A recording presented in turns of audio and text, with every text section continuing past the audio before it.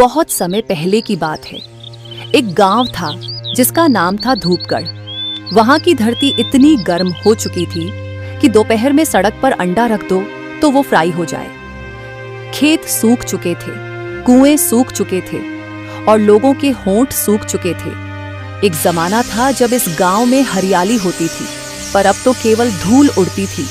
गांव के लोग थक चुके थे, पशु पक्षी बेहाल थे, पर इस त्रासदी की जड़ में था एक रहस्यमयी कारण, एक जादूगर।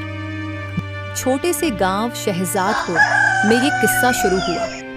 ये गांव बहुत ही शांत था, जहां हर दिन सूरज की रोशनी प्यारी सी शांति लाती थी। लेकिन इस साल गर्मी कुछ ज्यादा ही बढ़ गई थी। जैसे जैसे सूरज की किरणें गगन में चढ़ती, वैसे वैसे गांव में गर्मी की लपटें बढ़ने लगी थीं।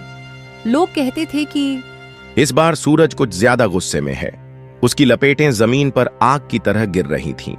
गांव के किनारे एक छोटा सा खेत था, जहां रामू नामक एक किसान अपने खेतों में काम करता था।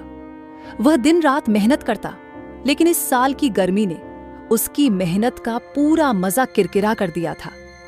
धूप इतनी तेज थी कि मिट्टी भी जलने लगी थी। कभी हवा भी नहीं चलती और रामू को ऐसा लगता जैसे वह तपते हुए तवे पर खड़ा हो। खेतों में काम करते वक्त उसकी आंखें थककर बंद हो जाती और हाथ पसीने से तरबतर हो जाते। क्या यह सूरज का गुस्सा है? रामू सोचता। वह जानता था कि सूरज की तपिश से बचने का एक ही तरीका था, सूरज से संवाद करना। लेकिन क्या सूरज से बात करना सच में संभव था? रामू ने सुना था कि गांव के पास एक पुराना पेड़ था जिसे आग का वृक्ष कहा जाता था।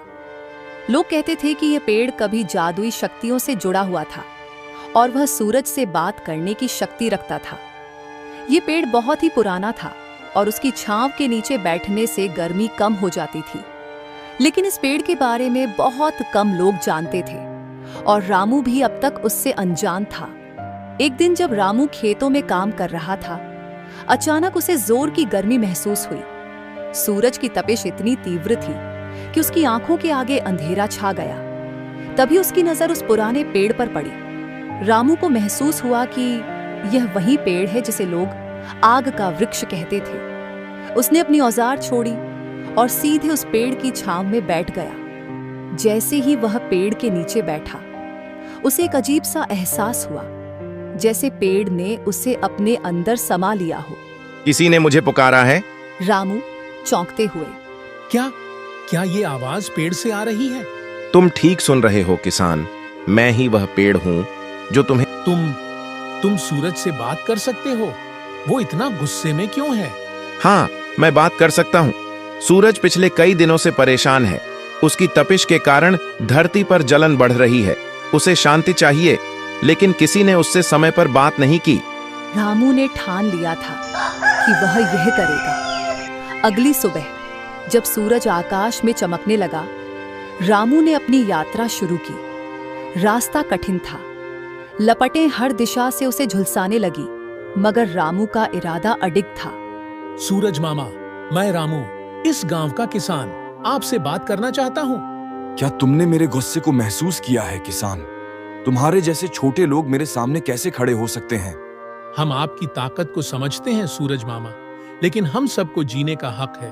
कृपया हमें थोड़ी राहत दीजिए ताकि हम जिंदगी जी सकें। सूरज कुछ पल चुप रहा, जैसे वो रामू के शब्दों पर सोच रहा हो। तुमने मुझे सही समय पर याद किया है। मैं अब शांत रहूंगा। गांव में सब सामान्य हो गया। लोगों ने राहत की सांस ली और रामू का धन्यवाद किया। अब सूरज की तपिश सामान्य हो गई थी। गांव के लोग दोपहर में फिर से पेड़ की छांव में बैठने लगे। रामू अब सिर्फ एक किसान नहीं था, अब वो बन चुका था गांव का नायक।